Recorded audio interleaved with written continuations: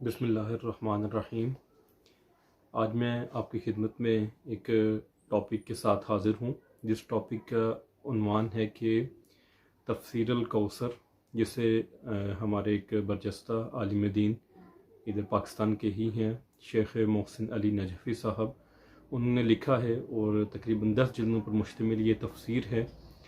इसके अंदर कुछ मसलन सियासत और जमहूरियत और इसके मुतल्लिक़ इंतख़ाब के मुतल्लिक़ शेख साहब क्या लिखते हैं, ये समझने के लिए आज की मुख्तसर सी वीडियो है। इसकी वजह ये कि शेख मोहसिन अली नजफ़ी साहब एक तो बुज़ुर्ग आलिम दीन हैं और माशाल्लाह आपकी ये तफसीर मारूफ तफसीर है। आपका इसी तफसीर से जो समराइज्ड वर्जन है कुरान पाक का बलागुल कुरान, उसके 10वीं बल्कि 20वीं एडिशन उसके पब्लिश हो चुके हुए हैं और वो बहुत ज़्यादा मकबूल हुआ है आवाम में।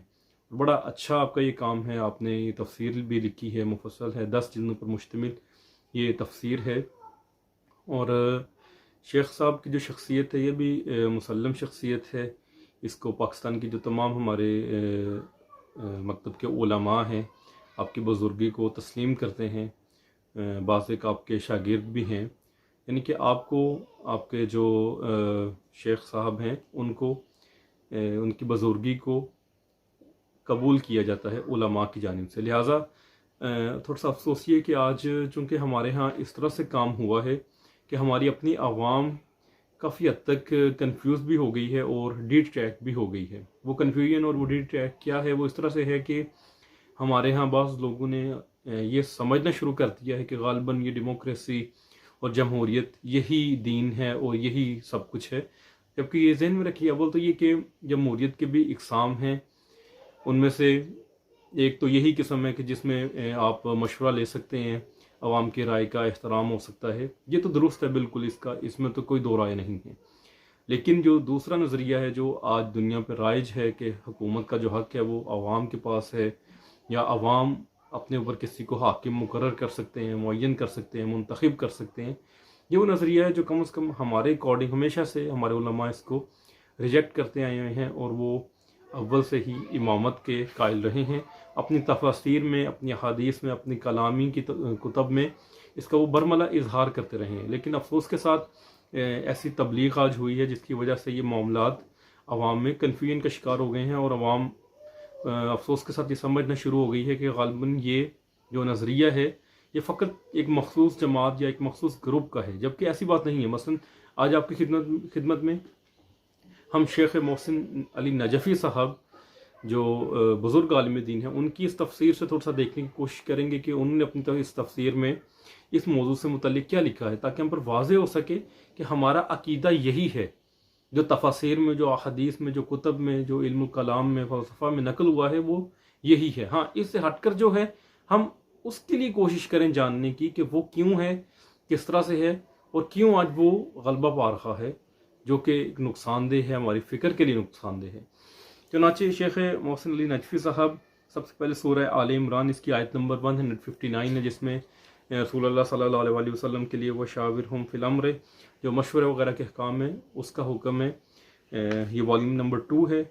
इसमें शेख साहब पेज नंबर 200 पे लिखते हैं आयत नंबर 159 की तफसीर में कि लेकिन बहैसियत हाकिम और वलील अमर तदबीर अमूर और मुकाम नफाज और इजरा इंतज़ामी और अमली मैदानों में रसूलुल्लाह को मशवरे की सुन्नत कायम करने का हुक्म है। इनके सिर्फ इसमें मशवरा अब कर सकते हैं। आगे लिखते हैं काबिल तवज्जो नुक्ता ये है कि हुक्म इस्लामी क़यादत को मिल रहा है कि अपने अमूर मुमलिकत के निफाज की क्या सूरत होनी चाहिए, इस पर बाहमी मशवरा करो। इस बाहमी मशवरे में खुद मसला क़यादत शामिल नहीं, ना खुद अमर शामिल है, बल्कि क़यादत और अमर का तयन अल्लाह की तरफ से होता है। इसके आगे ये लिखते हैं फ़ाइज़ा अज़मत, इसके शरफ में लिखते हैं कि मशवरे के बाद फ़ैसला अज़म और नफाज इस्लामी क़यादत को करना है। अब देखिए कितने वाज़ेह अल्फाज़ में ये कह रहे हैं कि क़यादत का इंतखाब ये मशवरे में शामिल नहीं है, इसमें आप आवाम से मशवरा नहीं कर सकते, आवाम के मशवरे की ज़रूरत भी इसमें नहीं है। ये साफ देखिए हमारा अकीदा है जो हमारे मुफस्सरीन ने, हमारे उलमा ने अपनी कुतब के अंदर इसको दर्ज किया है। अब इससे हटकर जो हमारे यहाँ आ रहा है, हमें چاہیے کہ ہم اس پر دیکھیں کہ وہ کس طرح سے ہے اور وہ کیوں ہے، وہ کون لوگ اس کو پروموٹ کر رہے ہیں اور کیوں ہمارا جو اصل نظریہ ہے اس کو فراموش کیا جا رہا ہے۔ چنانچہ شیخ صاحب اپنی تفسیر الکوثر کی والیوم نمبر 3 میں سورہ الانفال اس کی آیت نمبر 73 میں شرح لکھتے ہوئے کہتے ہیں، یہ آیت بنیادی طور پر فتنہ اور فساد سے متعلق ہے۔ آپ خود بھی پڑھیں، سمجھنے کی کوشش کریں، میں آپ کو اس لیے ریفرنس بھی دے رہا ہوں تاکہ آپ خود سمجھ سکیں کہ دیکھیں تفاسیر کے اندر یہ موضوع کتنا واضح ہمارے علماء نے لکھا ہے۔ اس میں آپ جو لفظ آیا ہے آیت میں الا تفعلوا، اس کی تفسیر میں لکھتے ہیں کہ اگر تم بھی امت واحدہ کے طور پر دشمن کے مقابلے میں نہ اٹھو تو مسلمان ایسے فتنہ و فساد سے دوچار ہوں گے جسے اللہ تعالیٰ نے کبیر فرمایا۔ کبیر یعنی کہ بہت بڑا فتنہ، وہ بہت بڑا فتنہ و فساد کیسے ہوگا، یہ لکھتے ہیں آگے، فساد کبیر کی بنیاد یہ ہوگی کہ مسلمانوں پر ایک مرتبہ پھر جاہلیت کا غلبہ ہوگا۔ اب دیکھیے جاہلیت یہ کیا ہے؟ جاہلیت وہ زمانہ جس میں رسول موجود نہ ہو، جس میں کوئی امام موجود نہ ہو، کوئی ہادی کو رہبر ظاہراً موجود نہ ہو اور لوگ بے ہنگم طور پر زندگی بسر کر رہے ہوں۔ اس معاشرے کو قرآنی اصطلاح میں جاہلیت کا زمانہ کہا جاتا ہے، جس میں بے ہنگم بھیڑ بکریوں کی طرح جس کی لاٹھی اس کی بھینس والا معاملہ ہو، کوئی قانون نہ ہو، کوئی عدل نہ ہو، کوئی انصاف نہ ہو، ظلم ہو، اس کو ایام جاہلیت کہا جاتا ہے قرآنی اصطلاح میں۔ اب دیکھیے کہ شیخ صاحب کیا کہہ رہے ہیں کہ مسلمانوں کو ایک مرتبہ پھر یہی جاہلیت کا غلبہ ہوگا، غلبہ ہو جائے گا۔ وہ غلبہ کیا ہوگا کہ اللہ کے قانون کی جگہ غیر اللہ کا بنایا ہوا قانون نافذ ہوگا، تمام الہی اور انسانی قدریں پامال ہو جائیں گی۔ اس کے آگے پھر یہ اہم نکات کے ذیل میں لکھتے ہیں کہ آج کل کے مسلمان مغرب و مشرق کے خلاف امت واحدہ نہ ہونے کی وجہ سے اسی فساد کبیر سے دوچار ہیں۔ یہ فساد کبیر یعنی ایسی جاہلیت مسلمانوں پر پلٹے گی کہ خدا کا قانون نہیں ہوگا، انسان کا بنایا ہوا قانون ہوگا، انسان اپنی مرضی سے اس میں امینڈمنٹس کریں گے۔ جیسے آپ دیکھیں آج ہمارے ملک کے اندر کتنے قانون ہیں جو بظاہر بنام عوام بنتے ہیں، لیکن ان سے فائدہ کون اٹھاتا ہے؟ ایلیٹ کلاس اٹھا رہی ہے، کوئی اور اٹھا رہا ہے۔ جیسے ابھی حالیہ وہ نیب کا جو ایک بل اس کے اوپر بحث چل رہی ہے، اب دیکھیے عوام کو اس سے کیا مل رہا ہے، بلکہ اس سے کس سے فائدہ پہنچ رہا ہے؟ ایک خاص جو کلاس ہے اس کو فائدہ پہنچ رہا ہے۔ پھر اس میں امینڈمنٹس ہیں، امینڈمنٹس در امینڈمنٹس، جب دیکھتے ہیں اپنے فائدے کے لیے اس میں کوئی ترمیم کر لیتے ہیں، نام عوام کا ہوتا ہے۔ یہ کیا ہے؟ یہ خدا کا قانون نہیں ہے۔ شیخ صاحب کیا کہتے ہیں؟ شیخ صاحب کہتے ہیں کہ خدا کا قانون نہ ہونا یہ کیا ہے؟ یہ ایام جاہلیت کی نشانی ہے۔ ایام جاہلیت میں بھی اسی طرح سے ہی تھا کہ خدا کا قانون ایگزسٹ نہیں تھا کر رہا۔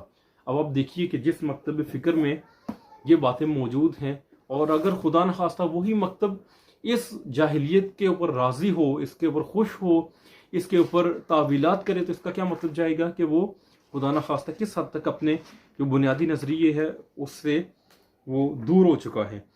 اور اس طرح شیخ صاحب یہ تفسیر الکوثر اس کے والیوم نمبر 4 سورہ یوسف اس کی جو آیات نمبر 55 ہیں، اس کی تفسیر میں یہ حضرت یوسف علیہ السلام کی طرف دیکھیے، اکثر لوگ ہمارے ریفرنس دیتے ہیں حضرت یوسف علیہ السلام کے لیے، لیکن اب دیکھیے کہ اصل بات کیا ہے حضرت یوسف علیہ السلام کے لیے۔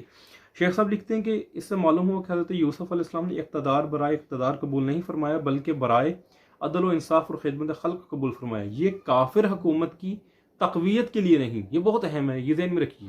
تو تقویت نہیں تھے وہ دے رہے حضرت یوسف علیہ السلام، یعنی کہ وہ کافر جو تھا حکومت تھی اس کے وہ داعی بن گئے تھے، اس کی پارٹی میں شامل ہو گئے تھے، اس کے لیے جلسے جلوس شروع ہو گئے تھے، اس کے لیے نعرہ بازی شروع ہو گئے تھے، نہیں، اس کے تقویت کے لیے نہیں تھا، انصاف کی حکومت کے قیام کے لیے، لوگوں کو غلام بنانے کے لیے نہیں، جیسے کہ شاہی نظام استبداد میں ہوتا ہے، بلکہ انسانیت کو ہلاکت سے نجات دلانے اور عدل و انصاف کو متعارف کرانے کے لیے تھا۔ آگے شیخ صاحب اینڈ کے پر اہم نکات میں یہی لکھتے ہیں کہ اہم انتظامی امور کی اہلیت کے لیے امانت و مہارت ضروری ہے۔ دوسرا پوائنٹ لکھتے ہیں مفادات خواہ مادی ہی کیوں نہ ہوں، ان کے حصول میں کامیابی حکمرانوں کے سامنے جھکنے اور زمین بوس ہونے میں نہیں، بلکہ کرامت نفس اور غیرت و حمیت کے تحفظ میں ہے۔ شیخ صاحب کیا کہتے ہیں کہ حکمرانوں کے آگے جھک جانا، ان کے لیے نعرہ بازی کرنا، ان کے لیے مقدسات کو محض استعمال کرنا اور ان کو کبھی کربلا بنا دینا، کبھی حسینیت سے ان کو جوڑ دینا، یہ پست سیاستدانوں کے لیے ये सब करें इस मकसद के लिए नहीं था हज़रत यूसुफ अलैहिस्सलाम। यानी कि अगर आप हज़रत यूसुफ अलैहिस्सलाम का नाम लेते हैं तो कम से कम देखें भी तो सही कि हज़रत यूसुफ अलैहिस्सलाम ने किन बुनियादों के ऊपर मामला किया, और आज हमारे यहाँ जो मामला चल रहा है ये किस तरह से चल रहा है। चुनांचे शेख साहब अपनी इसी तफसीर में सूरह अल इसरा, ये वॉल्यूम नंबर 4, उसकी जो आयत नंबर 71-72 हैं, यौमा नदउ कुल्ला उनासिन बिइमामिहिम, उसके ज़ेल में क्या लिखते हैं? उसके ज़ेल में ये अहम नकात के अंदर लिखते हैं कि फ़लाह व निजात का मसला इमामत और रहबरी से मरबूत है। निजात आपकी इमामत और रहबरी से मरबूत है। नामा अमल के मुंदरजात का इन्हसार इमामत पर है, ठीक है, इमामत के बगैर कुछ भी नहीं है। और आगे थर्ड पॉइंट में ये लिखते हैं इंतखाब रहबर में जो शख्स दुनिया में अंधा रहा है वो आखिरत में भी अंधा रहेगा। अब इमाम से मुराद, रहबर से मुराद वो नहीं जिसे हम सिर्फ कागजी तौर पर माने, जिसे हम सिर्फ अकीदे के तौर पर माने, बल्कि और सिर्फ दुआओं के लिए, तवस्सुल के लिए माने, बल्कि इमाम वो हैं जिनकी इक्तदा की जाए। ये खुद शेख साहब ही इस आयत में लिखते हैं कि इन दो आयतों की रोशनी में मालूम होता है कि इमाम हक वो है जो अपने मुक्तदियों के अल्लाह की तरफ रहनुमाई करे, और इमाम बातिल वो जो अपने मुक्तदियों को आतिश की तरफ दावत दे। यानी मुक्तदी यानी कि जो पैरवी करने वाले, तो पैरवी बज़ाहिर हम जिनकी पैरवी करते हैं, जिनके लिए हम तगोदो करते हैं, जिनके लिए हम लोग दलाइल तराशते हैं, जिनके लिए हम लोग तावीलात करते हैं, असल इमाम क्या है वो है। इसका मतलब ये कतन भी नहीं है। मसलन एक शख्स है जो, जैसे हम नमाज पढ़ते हैं तो नमाज हम इमाम वही है जिसके हम इक्तदा कर रहे हैं। अगर हम इक्तदा किसी और की कर रहे हों और नमाज भी पढ़ रहे हो तो वो इमाम हमारा वो नहीं बनेगा, वो नहीं होगा जो हम चाहे जितना मर्जी कहते रहें कि ये हमारे इमाम है, जिनके पीछे हम इमाम जमात हैं, जिनके पीछे हम नमाज अदा कर रहे हैं। नहीं, वो तब ही होंगे जब हम उनकी इक्तदा कर रहे होंगे। तो देखें ये हमारा नज़रिया है जो बहुत साफ और वाज़ेह है, और शेख साहब ने भी इसके ऊपर बहुत साफ तौर पर लिखा है। लिहाजा मैं बुनियादी तौर पर फिर ये गुजारिश करूँगा अपनी कौम से कि आप जिस नज़रिए के कायल हैं, खुदारा किसी भी शख्स की मोहब्बत में, किसी भी शख्स के इश्क में गिरफ्तार होकर आप अपने असल नज़रिए से न मुँह मोड़ें। वो नज़रिया यही है जो तफासिर में नकल हुआ है, जो शेख मोहसिन अली नजफी साहब ने भी बयान किया है। इसके अलावा और कोई नज़रिया नहीं है। अगर कोई है भी, कोई ला भी रहा है, कोई दे भी रहा है, तो ये आपका काम है देखना कि आपका उसूली तौर पर क्या नज़रिया है, आपकी तफासिर में क्या नकल हुआ है, और आप आज तक किन के लिए अपनी जद्दोजहद कर रहे हैं और किन के इश्क में हम मुब्तला हैं, और हम क्यों अपने नज़रिए से दूरी इख्तियार किए हुए हैं। सदाक़ल्लाहुल अलीयुल अज़ीम।